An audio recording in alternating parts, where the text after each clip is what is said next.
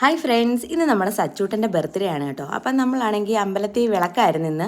അപ്പോൾ അവിടെ ചെന്നപ്പോഴത്തേക്ക് മഴ ചാറുന്നുണ്ടായിരുന്നു. അതുകൊണ്ട് എനിക്ക് അധിക സമയം അമ്പലത്തിൽ നിൽക്കാൻ പറ്റിയില്ല. നമ്മൾ ബൈക്കിലാണ് വന്നത്. അപ്പോൾ ഇവിടെ വീട്ടിലോട്ട് വരേണ്ടതുകൊണ്ട് നമ്മൾ നേരെ ഇങ്ങ് പോന്നിട്ടുണ്ടായിരുന്നു. കുറച്ച് സമയം വിളക്കിൻ്റെ അവിടെ നിന്നിട്ട്. അപ്പോൾ ഞാൻ വ്ളോഗ് എടുക്കുന്നത് കണ്ടുകൊണ്ടാണ് അച്ചേച്ചി ഇവിടെ പാത്തിരിക്കുമായിരുന്നു.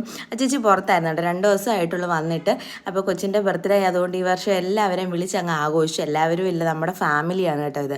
ഫ്രണ്ട്സിൻ്റെ ഫാമിലി സർക്കിളാണിത്. അപ്പോൾ അങ്ങനെയുള്ളവർ മാത്രമേ ഉള്ളൂ. ശ്യാം ചേട്ടൻ ശ്രീമോൻ്റെ ബർത്ത്ഡേക്ക് വന്നപ്പോഴേ പറഞ്ഞു നമ്മൾ മാത്രമേ ഉള്ളൂ, വേറെ ആരുമില്ല, കുഞ്ഞിൻ്റെ ബർത്ത്ഡേ ആണ്, അപ്പോൾ വരണമെന്നൊക്കെ പറഞ്ഞിട്ടാണ് പോയത്.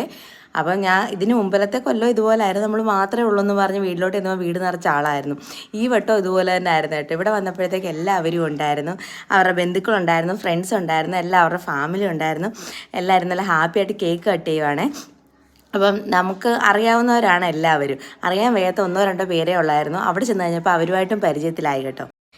കേക്ക് കട്ടിങ് കഴിഞ്ഞപ്പോഴേ ഞാൻ പറഞ്ഞു ഫോട്ടോ എടുക്കട്ടെ, നിങ്ങൾ 3 പേരോട് നിൽക്കുമെന്ന് പറഞ്ഞു. അപ്പോൾ ശരത്തേൻ്റെ മോനും ഉണ്ടായിരുന്നു. അങ്ങനെ അവർ 4 നിന്നത് ഫോട്ടോ എടുക്കാൻ. അത് കഴിഞ്ഞ് സമ്മാനദാനത്തിലേക്ക് തുടങ്ങി. കാശിക്കാണെങ്കിൽ 4 പേരെ കണ്ടു കഴിയുമ്പോഴത്തേക്ക് ഭയങ്കര നാണമാണ്. ചെല്ല് നിൽക്കടാ മോനെ, കൊടുക്കുന്നൊക്കെ പറഞ്ഞിട്ട് ഒരുപാട് സമയം പറഞ്ഞു കഴിഞ്ഞാൽ അച്ചേച്ചിയും കൂടെ പറഞ്ഞു കഴിഞ്ഞപ്പോഴാണ് അവൻ കൊണ്ട് കൊടുത്തത്.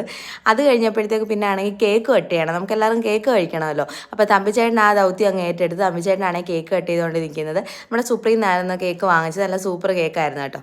അങ്ങനെ കേക്കെല്ലാം കഴിച്ച് കഴിഞ്ഞപ്പോഴത്തേക്ക് എല്ലാവരും ഫുഡ് കഴിക്കാനായിട്ടൊക്കെ ഇരുന്നു. അപ്പോഴത്തെ ഞങ്ങളെല്ലാം ഇങ്ങനെ അകത്ത് കയറി. കണ്ണാടി വെച്ച് നിൽക്കുന്നത് നമ്മുടെ തമ്പിച്ചേട്ടൻ്റെ വൈഫാണ്. ഇപ്പുറത്തേക്ക് ഇത് 2 പിള്ളേർ ട്വിൻസാണ്. അവരാണെങ്കിൽ തമ്പിച്ചേട്ടൻ്റെ ചേച്ചിയുടെ മക്കളാണ്. ചേച്ചിയാണെങ്കിൽ തൊട്ടിപ്പുറത്ത് നിന്നെൻ്റെ. അപ്പോൾ അവരെല്ലാം കൂടെ ഫുഡ് കഴിക്കാനായിട്ട് ഇരുന്നു കേട്ടോ. അപ്പോൾ ഞാൻ വീഡിയോ എടുത്തുകൊണ്ട് നിൽക്കുന്നതുകൊണ്ട് തന്നെ അവർക്ക് ചോദിക്കുന്നേരം ഫുഡ് കഴിക്കാൻ പറ്റുന്നില്ല.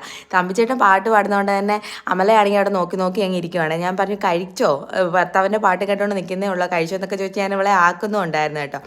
അതെല്ലാം കഴിഞ്ഞപ്പോഴത്തേക്ക് പിന്നെ തമ്പിച്ചേട്ടൻ്റെ അടിപൊളി ഗാനമേളകൾ തുടങ്ങി. ശ്യാം ചേട്ടനും എല്ലാവരും കൂടെ പങ്കെടുത്ത് എല്ലാവരും അടിച്ചുപൊളി പാട്ടുകളൊക്കെ അങ്ങ് ആക്കി കേട്ടോ.